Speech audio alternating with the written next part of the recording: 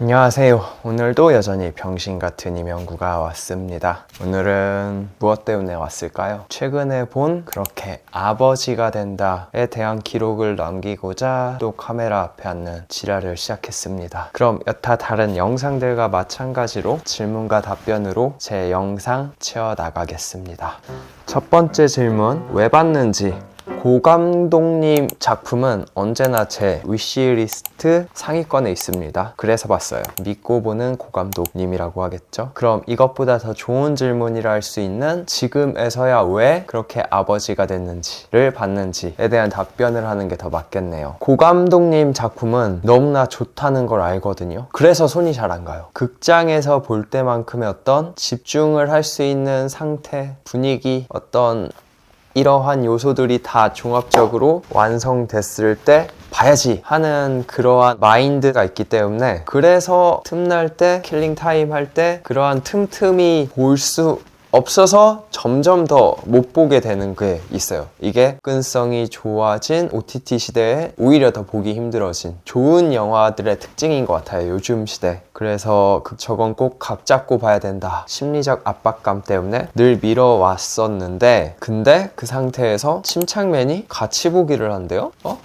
그래, 침착맨이랑 같이 보자. 7필 계속 미뤄왔었는데 가볍게라도 같이 보면 좋겠다 라는 생각이 들어서 이 시점에 그렇게 아버지가 된다를 보게 됐습니다. 두 번째 질문, 고감독님 영화를 누군가와 같이 본다는 것에 대해. 누구랑 이에 따라서 이 답변이 달라지겠지만, 이번에 저는 침착맨이라는 어떤 분과 같이 봤잖아요. 자, 갑니다. 5, 4, 3, 2, 1, 렛츠고! 비록 이렇게 면대면으로 같이 본 건 아니지만 가벼운 마음에라도 어쨌든 볼 수 있게 해준다 라는 장점이 있었습니다. 그 장점을 엄청 크게 느꼈고요. 비록 혼자 볼 때만큼 100% 집중해서 또 생각하면서 볼 수 있었던 건 아니지만, 그러함에도 불구하고 봤잖아요. 전 그게 중요하다고 생각해요. 일단 70% 80% 소화하더라도 봤다는 것 자체가 중요하고, 그래서 추후에도 이런 식으로 제가 좋아하는 어떤 방송쟁이들이 제가 보고 싶던 작품을 본다, 같이 본다 하면은 늘 참여해서 같이 볼 것 같아요. 그럼 영화에 대한 첫 번째 질문이라 할 수 있겠네요. 최근에 본 괴물과 유사점을 느꼈는지. 유사점을 느꼈습니다.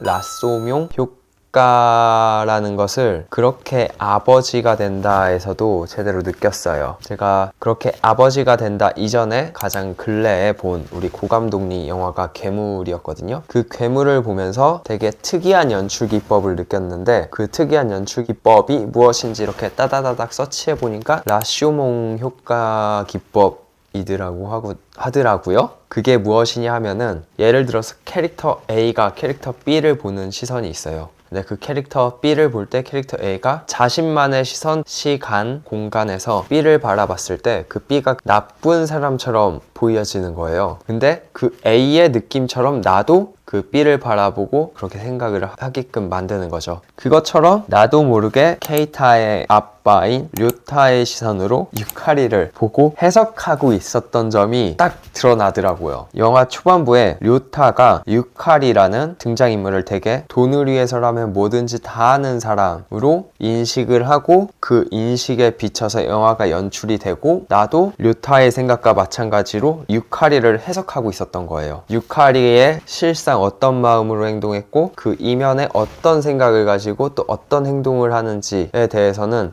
전혀 고려하지 않고 그냥 료타의 시선에서만 나오는 장면에서의 유카리를 그대로 나도 받아들이면서 유카리 제가 빌런이겠다 생각하면서 작품을 보고 있었던 거죠, 초반부에. 이게 되게 신기했어요. 영화 중후반부에 다다르면은 유카리가 초반에 료타가 봤던 그런 인물이 아니라는 게 직접적으로 드러나거든요. 그 순간부터 내가 또 우리 고감독님한테 당했구나, 내가 또 당해버렸구나 생각이 들면서, 역시 사람이 가진 어떤 편견 혹은 생각이란 거는 교훈을 얻었음에도 불구하고 쉽게 고쳐지지 않는구나 라는 생각이 들었습니다. 분명히 제가 괴물을 볼 때도 그랬어요. 사람이 진짜 보이는 것만으로 무언가를 판단하고 생각하고 결정하면 안 된다. 나는 앞으로 조금은 더 사려 깊고 또 또 심도 있게 생각하면서 사물과 현상, 사람을 바라보자 교훈을 얻었음에도 불구하고 이번 작품을 볼 때 또 류타의 시선으로 유카리를 똑같이 해석하고 있었던 거예요. 영화 초반부에. 와,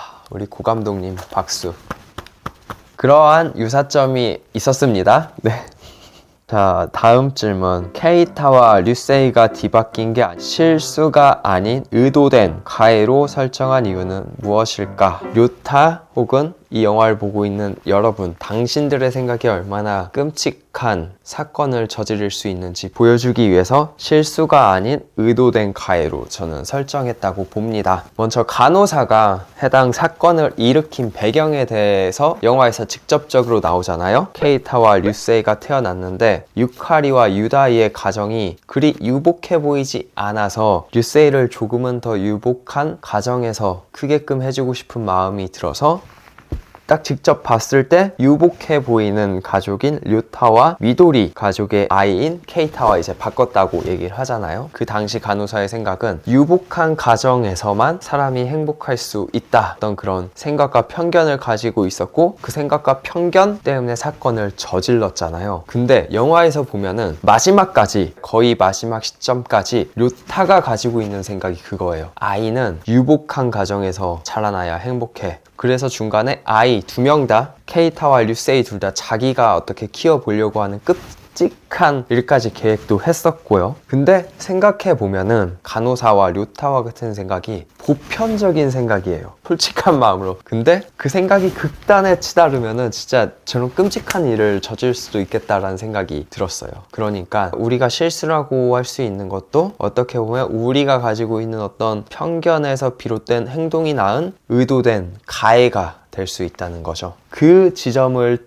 기 위해서 우리 고 감독님이 병원의 실수가 아닌 잘못된 생각을 갖고 있던 혹은 보편적인 생각을 갖고 있던 간호사의 의도된 가해로 만들어 버렸다 라고 볼 수 있겠네요. 다음 질문. 영화를 보며 가장 큰 의문부호가 붙은 지점은 왜 우리 고 감독님이 영화 처음부터 끝까지 아이들에게 선택권을 주지 않았을까? 제가 처음부터 끝까지 그리고 여전히 의문부호가 붙어있는 지점입니다. 영화는 딱 케이타 류세이가 뒤바뀐 사실을 알게 되고 아이들에게 의사를 묻는 장면이 안 나왔던 것 같아요. 그리고 그런 아이들에게 선택권이 없어 보였고요. 6살, 7살임에도 불구하고 저는 그 아이들에게는 조금은 더 의사결정권이 있지 않아야 될까라는 생각이 들거든요. 이게 현실적이지 않을 수도 있는 생각이에요. 현실 100% 반영하면 부모의 생각이 반영되는 게 맞다 할 수도 있는데 저는 현실보다는 어떻게 보면 조금은 더 현실과 벗어난 세상에서 살고 싶은 사람이니까 이런 생각을 하는 걸 수도 있는데 왜 아이들에게 선택권을 주지 않았을까? 이 문제 자체가 정답이 없는 문제이고 사건이라고 저는 생각을 하거든요. 정답이 없는 영역이라면은 아이들의 생각, 아이들의 선택권도 필요하지 않을까. 해답의 영역이니까. 그 점이 반영되지 않은 게 아쉬우면서도 처음부터 끝까지 의문부호가 붙었고 여전히 생각을 해보게끔 합니다. 다음 질문. 내가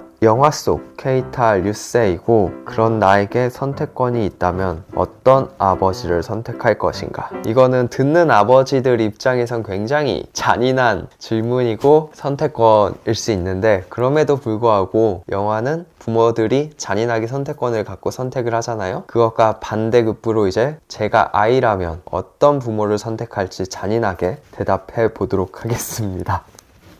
네, 저는 제에게 결핍된 아버지상을 선택할 것 같아요. 그 아버지상이라 하면 바로 류세이의 아빠 유카리와 유다이 그 부모님들을 선택할 것 같습니다. 현실에 대한 어떤 계산을 하지 않는 정말 나이고 그러한 나이에 맞는 환경에서 자라났다면은 저는 열의 여덟은 부모로서 유카리와 유다이를 선택하지 않을까? 미래 어떻게 돼도 모를 때잖아요. 그냥 당장 내 곁에서 진짜 내가 생각하는 아버지의 역할을 해주는 사람처럼 보이는 게 유카리 그리고 어머니로서의 역할을 해주는 게 유다이였기 때문에 저는 유카리와 유다이를 저의 부모로 선택할 것 같았어요. 현실적으로 그게 맞냐라고 할 순 있지만 제가 그런 현실의 부모 밑에서 자랐는데 그리 행복하지 않으니까 그러한 경험치가 반영됐기 때문에 유카리와 유다이라는 부모님을 선택해서 그런 환경에서도 자라보고 싶은 욕망이 있는 거예요. 우리네 부모님들 뭐 섭섭할 수 있는 대답일 수도 있어요. 내가 너를 위해 이렇게 헌신하면서 앞만 보고 달렸는데 그 결과가 그리 행복하지 않다는 것이냐, 이런 배은망덕한 놈, 이렇게 말할 수 있는데 그게 현실이니까 나의 감정이고 내가 그 환경이 안 행복했으니까. 그렇기 때문에 저는 결핍된 유카리와 유다이 부모님을 선택해서 그 밑에서 자라는 것을 선택하겠다, 자라보고 싶다 라고 이 질문에 대답을 해봅니다. 가장 인상적이었던 미장센은, 고감독님 하면은 미장센이 되게 예술인 것 같아요. 이 미장센이란 표현이 맞는지 모르겠지만 제가 느낀 바가 미장센이 좋았다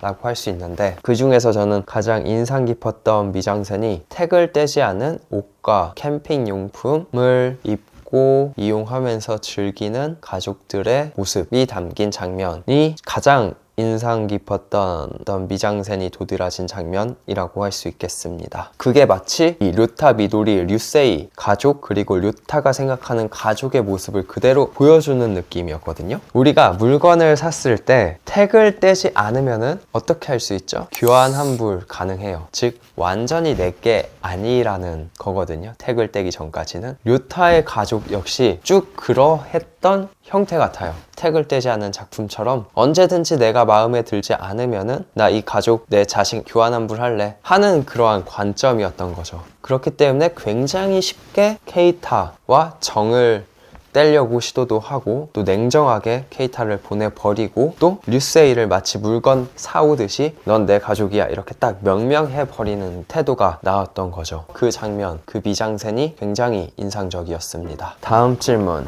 가장 인상적이었던 대사는, 한 대사가 있는데 총 세 대사를 말씀드릴 거예요. 먼저 첫 번째, 이 영화를 관통하는 두 대사, 유카리가 하는 대사예요. 맞는지 안 맞는지는 몰라요. 내가 느낀 뉘앙스 그대로만 말씀드리는 거예요. 내일 할 수 있는 일은 내일로 미룬다. 아버지가 할 수 있는 일은 아버지만 할 수 있다. 이렇게 두 대사가 시간차를 두고 각 시퀀스에서 딱 나오는 아주 결정적인 대사인데, 저는 이 두 대사가 이 영화를 관통하는 대사 같아요. 되게 많은 것들에 대해서 생각할 수 있거든요. 지금 내 아이의 10월 27일 8시 15분은 지금밖에 없어. 지금 내 아이를 웃게 할 수 있는, 아이와 놀 수 있는 건 나밖에 없어. 지금 이 순간밖에 없어. 돈 버는 거? 누가 보면 돈 버는 것도 지금밖에 못해 할 수 있어. 코에 걸면 코걸이, 귀에 걸면 귀걸이이긴 한데, 그럼에도 불구하고 이게 아버지, 부모님, 가족에 대한 영화잖아요. 그 점을 생각했을 때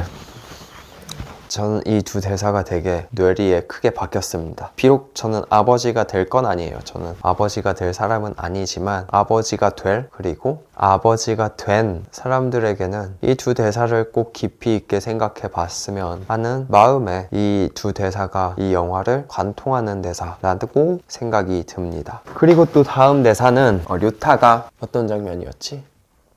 케이타의 아버지인 류타가 사건을 일으킨 간호사에게 위로금을 돌려주기 위해 간호사 집에 찾아간 장면에서 나오는 대사거든요. 우리 엄마니까. 그 순간 류타는 되게 충격을 받거든요. 그게 뭐 그렇게 충격적이지? 라고 생각할 수 있는데, 간호사의 아들은 친아들이 아니에요. 새로운 남편의 아들이거든요. 근데 류타 역시 그런 엄마, 새엄마가 있어요. 근데 그 새엄마한테 자신은 그러한 애정을 가져본 적도 없었어요. 왜? 내 피가 섞이지 않은 새엄마기 때문에. 근데 나와 같은 상황, 나와 같은 처지임에도 불구하고 저 아이는 엄마를 끔찍히 사랑하는 게 느껴졌어요. 그 한 대사, 그 한 마디에 류타는 충격을 받고 반성을 하게 되는 거죠. 내가 지난 삶 어떻게 살아왔을까? 정말 그지같이 살아왔구나 라는 그러한 쿵 하는 충격을 받은 거죠. 여태까지 자기는 피가 섞인 친부만이 애정을 가질 수 있다고 살아왔고, 그렇기 때문에 너무나 쉽게 택을 떼지 않은 상품을 교환환불하듯 피 섞인 류세이를 데리고 오고 케이타를 보내버린 건데, 근데 사건을 일으킨 간호사의 가족은 전혀 그렇게 살아오지 않았네 하고 뒤통수를 맞은 거죠. 아, 내가 얼마나 나쁜 생각을 하면 살아왔구나. 어쨌든 류타의 이제 뒤통수를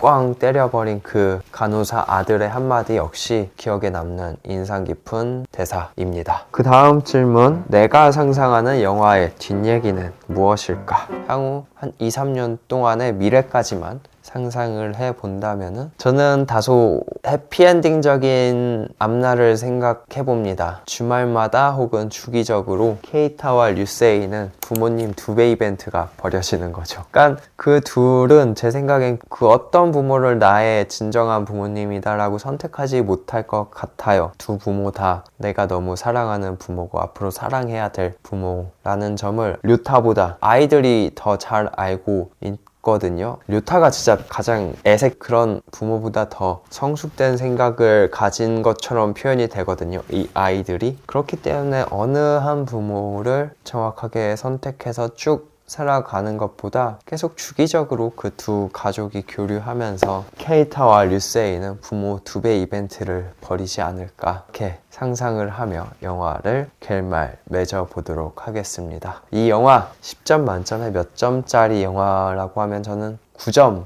주도록 하겠습니다. 많은 분들이 봤으면 하는 생각입니다. 특히 아버지가 될 분들, 어머니가 될 분들, 아버지가 되신 분들, 어머니가 되신 분들 모두 이 영화를 봤으면 좋겠어요. 앞으로 아버지가 될 생각이 추워도 없는 나조차 이렇게 좋게 봤으니까 그런 분들은 더 좋게 보고 더 많은 생각을 하면서 볼 수 있지 않을까라는 생각으로 9점 주고 이렇게 오늘 이야기 끝내보도록 하겠습니다.